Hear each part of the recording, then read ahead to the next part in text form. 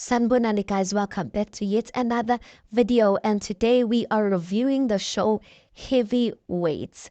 If you don't know, this is a show that follows the lives of obese people who are on the verge of giving up on their weight. They are given a second chance at life, and we will basically see if they grab the second opportunity with both hands. But we basically follow their journey through the show. Now, I must say, guys, that when I saw the show advertising, I was pleasantly surprised, because when I see such obese people to a point where like all they can do is just sit in bed and do nothing for themselves, I've only seen those things like overseas. I've never met a, no, I lie. Actually, I have met someone like that like once in my life, but years back.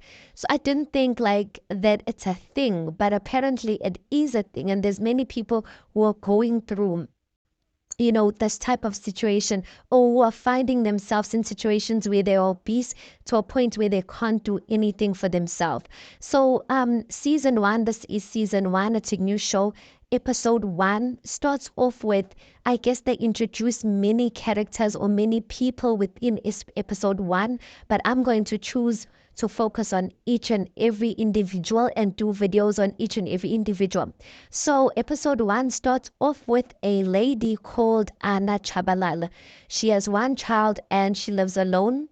She says that she was involved in an accident, and after that accident, she wasn't able to do anything for herself because of obesity. She says that she has been bedridden. She has been in a situation where she can't do anything for herself for over 5 years. She does also have a helper. Her helper's name is Esther.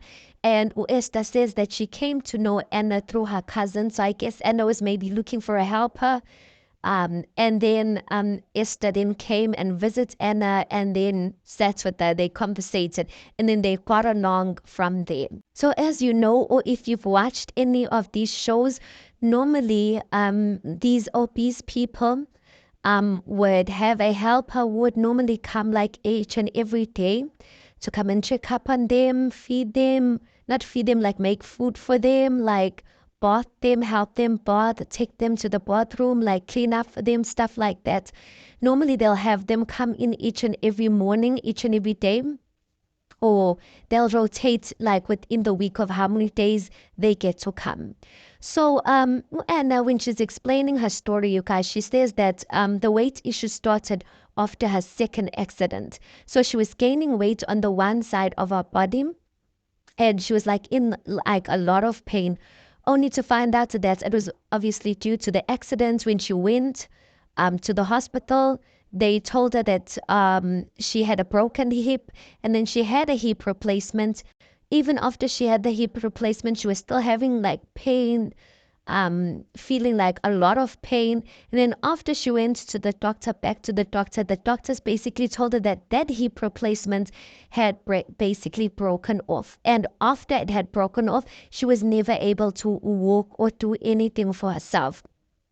She says that staying like or living alone, or the life of living alone, is very painful.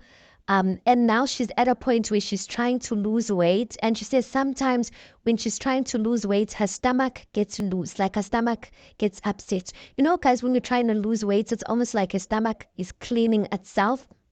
So she says that at times when her stomach is upset, she has to wake up at night and she needs to relieve herself. Like she needs to make number 2.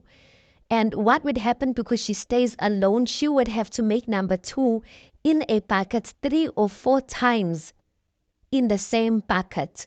And that time there's no one there for her, guys. There's no one there to go in, to go and spill out or empty out, whatever she was doing in there. And she was crying saying this. And I'm thinking to myself, sometimes there's certain things we take for granted, like just being able to go to the toilet yourself.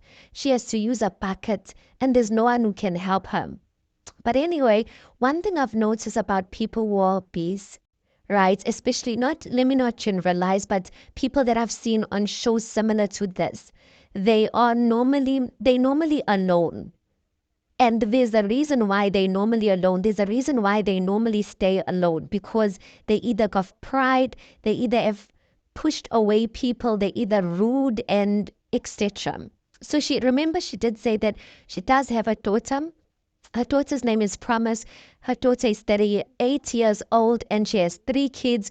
And Anna basically says her daughter doesn't do nothing for her. And her and the daughter are not on good terms. So there's a scene where the helper's basically saying that, you know what, I really think that it's about time that you started fixing things with your daughter, because this thing of you staying alone is just not a good idea. And it's not good for you.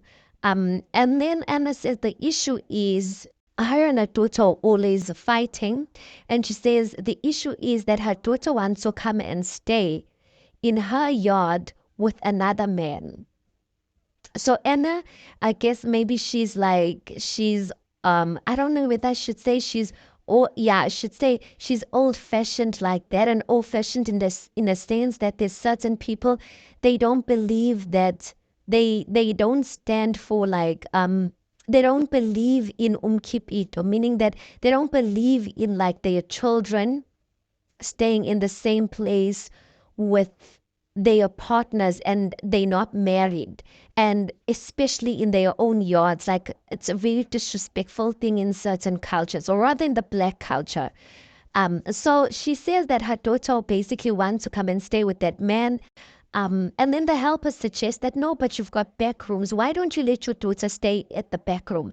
She's like, I still don't want that guy to be staying in my yard.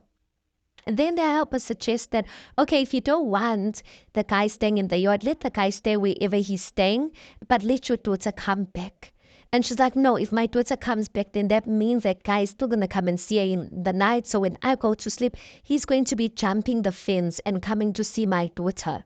And I'm just like, what is this? Like, what is your issue, kahle kahle? Because there's certain things you can't control. Like, you want to control a 38-year-old woman. Like, okay, fine, I guess. Like, I get where she's coming from, but I'm like, you need the help. You need the help. If anything would happen to you, like, who's gonna help you? Like, who are you gonna cry out to? The worst thing, you guys, is that not even her neighbors, no neighbor is willing to help her. No neighbor is willing to help her. And the helper says that when she started working there, the neighbors said to her that, well, we'll just wait and see of how long you're going to work here. That means that her attitude and her response towards people is that bad that no one wants to be around her. The helper actually does say that Anna's very short-tempered and she's full of pride.